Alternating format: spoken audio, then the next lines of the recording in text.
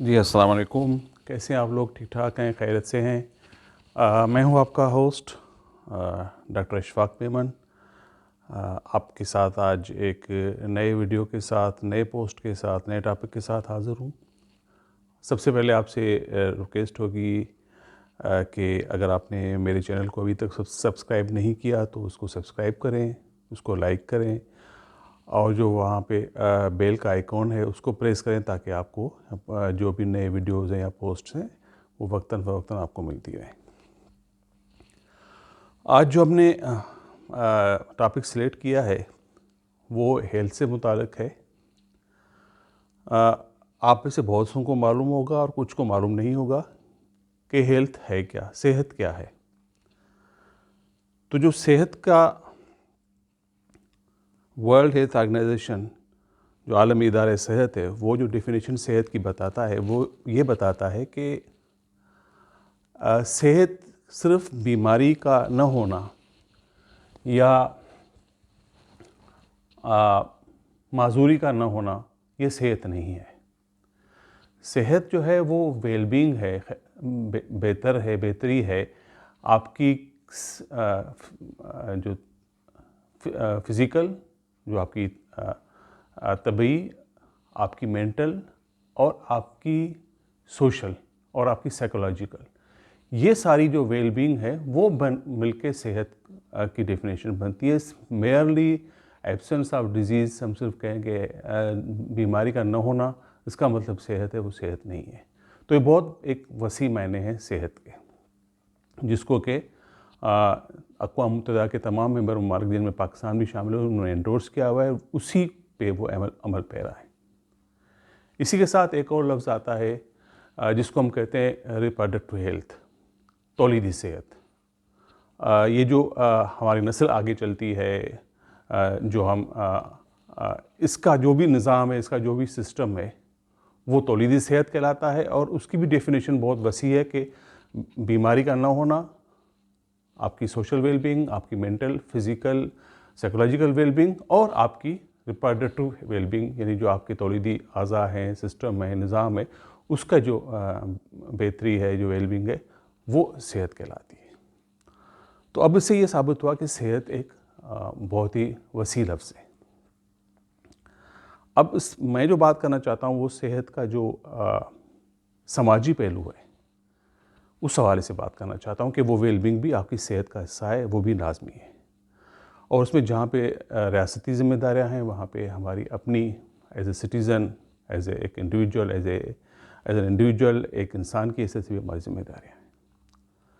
وہ ذمہ داری کیا ہے کہ ہم دیکھ رہے ہیں کہ بڑی تیزی سے ہماری آبادی بڑھتی جا رہی ہے. اس وقت پاکستان کی آبادی جب میں آپ سے بات کر رہا ہوں کوئی 22 کروڑ سے اوپر ہے.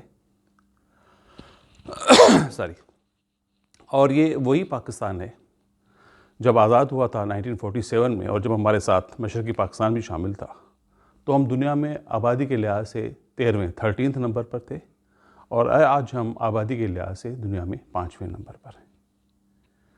ہم بنگلہ دیش جو ایسٹ پاکستان کسی زمانے میں ہوا کرتا تھا، مشرقی پاکستان، جب ہم سے الگ ہوا 1971 میں، آج سے 50 سال پہلے قریباً، تو جب الگ ہوا تو اس وقت جو ایسٹ پاکستان تھا یا جو بعد میں بنگلہ دیش بنا، اس کی آبادی ہم سے، یعنی ویسٹ پاکستان جو بعد میں ابھی کا موجودہ پاکستان بنا، اس سے زیادہ تھی. اور 50 سال گزرنے کے بعد ان کی آبادی ہم سے کم ہو گئی ہے، ہماری آبادی جو ان سے کم تھی اب اس سے بڑھ گئی ہے. تو یہ اس تیزی سے ہماری آبادی بڑھتی جا رہی ہے. جو ہماری آبادی بڑھتی جا رہی ہے اس میں اگر آپ دیکھیں فرٹیلٹی یا گروتھ جو ریشو ہے وہ سالانہ قریباً 3 اور 4% کے لگ بھگ ہے. جبکہ سعودی عرب میں بھی، سعودی عرب جو کہ ایک مسلم ملک ہے، اس میں یہ ریشو قریباً 2 سے 2.5% ہے. تو آپ اس سے اندازہ لگا لیں کہ ہماری آبادی کسی تیزی سے بڑھ رہی ہے. اور اگر اسی تیزی سے بڑھتی رہی تو اگلے سمجھ لیں کہ 30 سال میں 2050 تک ہماری آبادی 35 کروڑ ہو جائے گی. تو یہ ایک بڑا لمحہ فکریہ ہے کہ ہمارے جو وسائل ہیں وہ محدود ہوتے جا رہے ہیں. اور ہماری آبادی بڑی تیزی سے بڑھ رہی ہے اور ہم آبادی کو کنٹرول نہیں کر پا رہے.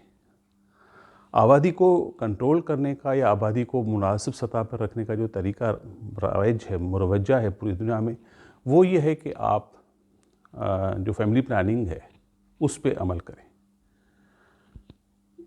فیملی پلاننگ جب شروع ہوئی تھی اس کا مطلب یہ تھا کہ بچے 2 ہی اچھے، اور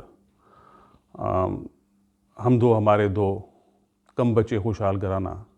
اب وہ کانسیپٹ نہیں ہے. اب وہ کہتے ہیں بھی بچے آپ کی چوائس پر ہے، آپ کے حالات پر ہے کہ میاں بیوی کیا فیصلہ کرتے ہیں اپنے گھر کے حساب سے، اپنے ارد گرد کے حوالے سے، اپنی مالی حیثیت کے حوالے سے، اور اس میں وہ چاہیں جب چاہیں جتنے چاہیں بچے پیدا کریں، صرف تاکہ. اور یہ بھی ایک اقوام متحدہ کا قانون ہے، اور یہ بھی WHO نے بھی اس کو کیا ہوا ہے، اقوام متحدہ نے بھی انڈورس کیا ہوا ہے کہ آپ زبردستی کسی سے یہ نہیں کہہ سکتے کہ آپ بچے کم پیدا کرو یا بچے زیادہ پیدا کرو.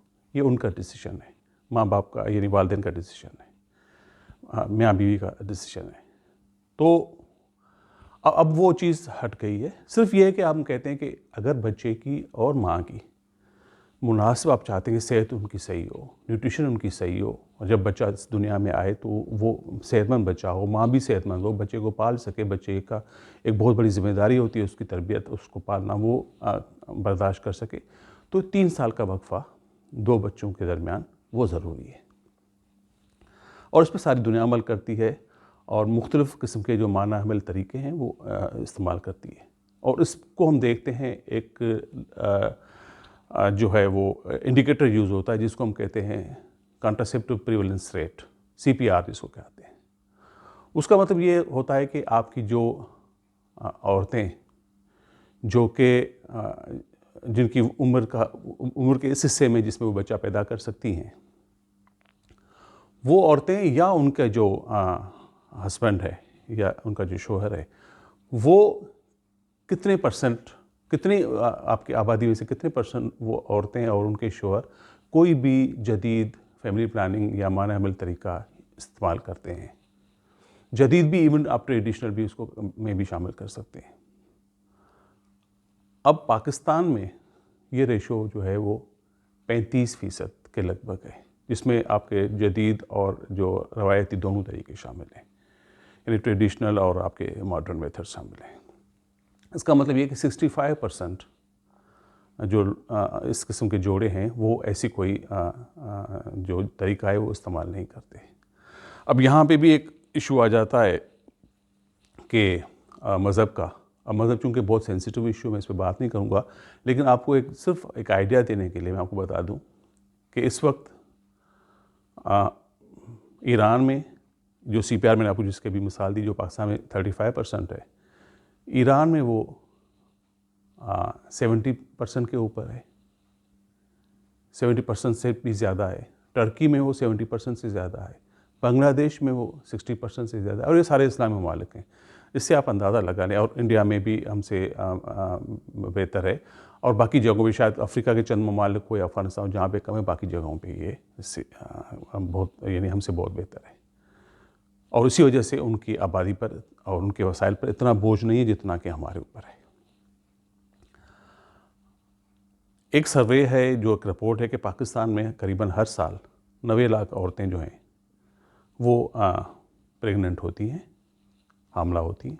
90 لاکھ، 9 ملین، جس میں سے آدھی جو عورتیں ہیں وہ پریگننٹ ہوتی ہیں، لیکن ان کی ایک چوائس بائی چوائس وہ نہیں ہوتی. یعنی اتفاق ہے کہ میاں بیوی ہیں، ایک ہو گیا بچہ، یا اور کوئی ریزن ہے، یا جو بھی آپ سمجھ لیں.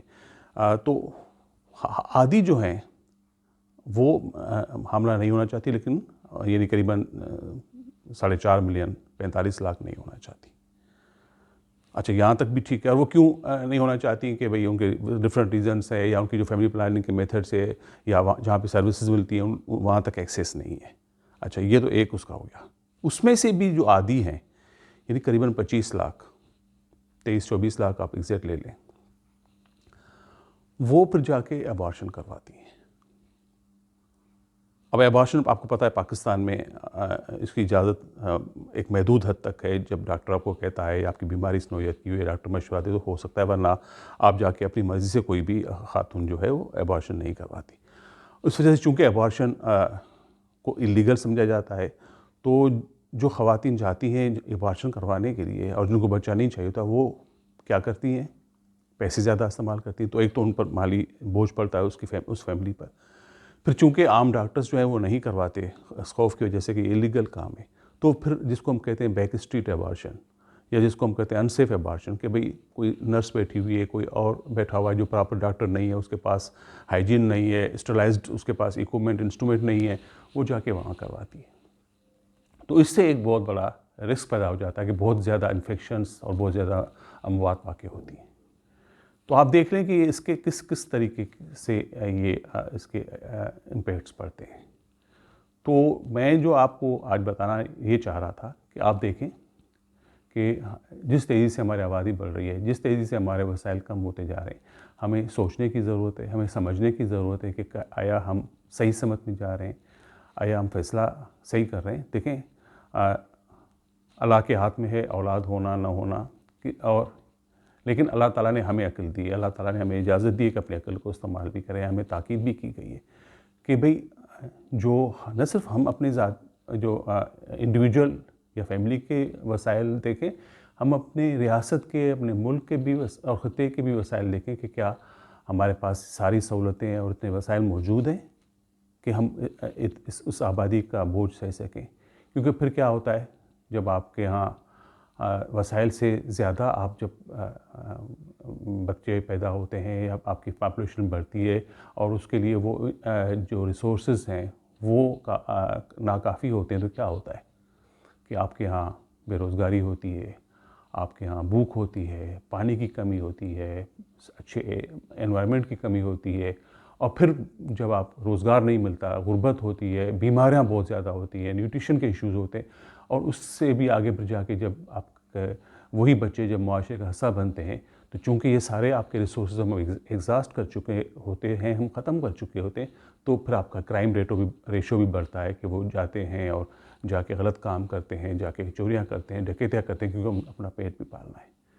تو یہ ایک لمبا فکرہ ہے. میں آپ کے لیے ایک سوال، یہ ایک جو ایک آپ کہہ رہے ہیں کہ ایک سوچنے کی چیز چھوڑ کے جا رہا ہوں، آپ کے لیے ایک کوسچن مارک چھوڑ کے جا رہا ہوں کہ ہم سوچیں کہ ہم کس طرح اس پہ عمل کر سکتے ہیں جس سے ہمارا اپنا بھی فائدہ ہو، جس سے ہمارے ملک کا بھی فائدہ ہو. اگر آپ چاہتے ہیں کہ آپ فیملی پلاننگ کے حوالے سے یا پاپولیشن کے حوالے سے کوئی مشورہ چاہتے ہیں، تو ملک بھر میں 4 صوبوں میں صوبائی سطح پر پاپولیشن ویلفیئر ڈپارٹمنٹ موجود ہے. ہر چھوٹے بڑے شہر میں ان کے کلینکس موجود ہیں. پھر جو جتنے بھی گورنمنٹ کے ہیلتھ ڈپارٹمنٹ کے ہیلتھ سینٹرز ہیں وہاں پہ بھی، اور کافی سارے پرائیویٹ ادارے ہیں جیسے ہماری اسٹاپ سوسائٹی ہے، گرین اسٹار ہے، ان کے بھی اپنے کلینکس ہیں جہاں پہ آپ کو یہ مشورے مل سکتے ہیں، اور پھر آپ اپنے حساب سے فیصلہ کر سکتے ہیں کہ آپ کے لیے کیا بہتر ہے اور کیا بہتر نہیں ہے. میں اس سے زیادہ آپ کا ٹائم نہیں لوں گا، کافی لمبی بات ہو جاتی ہے ہمیشہ. تو یہ آپ کے لیے میں ایک سوال چھوڑے جا رہا ہوں، یہ میں آپ کے لیے ایک فوڈ فار تھاٹ چھوڑے جا رہا ہوں. آپ اس پہ غور کریں، اس پہ سوچیں کہ کیا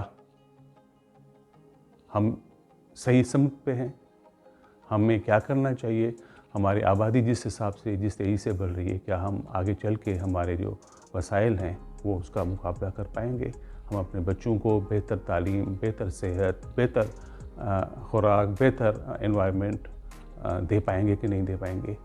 یہ ہم سب کو سوچنا چاہیے. آپ سب لوگوں کا بہت بہت شکریہ. ایک بار پھر آپ سے ریکویسٹ ہے کہ میرے چینل کو سبسکرائب کریں، مجھے آپ کی سپورٹ کی بہت ضرورت ہے. بہت شکریہ جی. السلام علیکم. اللہ حافظ.